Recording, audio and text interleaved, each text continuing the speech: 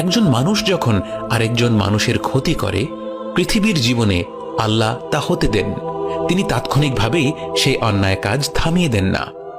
আবার প্রাকৃতিক কারণে যখন মানুষের ক্ষতি হয়, সেটাও আল্লাহ হতে দেন, বরং আমরা জানি সেসব আল্লাহর হুকুমেই হয়। এই দুই ধরনের ক্ষতির ক্ষেত্রেই দুটি পরিণতি হতে পারে। এক, যে সেই ক্ষতির কারণে মানুষটি মারা যাবে। সেক্ষেত্রে এই ঘটনাটি তার জন্য পরীক্ষা নয়, বরং এটা তার জীবন নামের পরীক্ষার সমাপ্তি। সে মুমিন ব্যক্তি হয়ে থাকলে এখন তার সত্যিকারের আনন্দের সময় শুরু।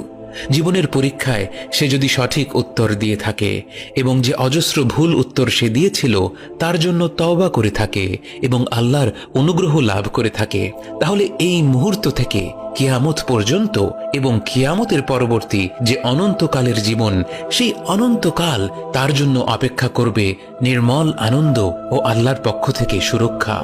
আর কোনোদিন তার প্রতি কেউ অন্যায় করতে পারবে না, আর একটি মুহূর্তের জন্যেও সে কোনো গ্লানি অনুভব করবে না। কিন্তু কোনো ব্যক্তি যদি তার জীবনে ঘটে যাওয়া দুর্ঘটনায় মারা না যায়, তাহলে সেটা তার জন্য একটি পরীক্ষা।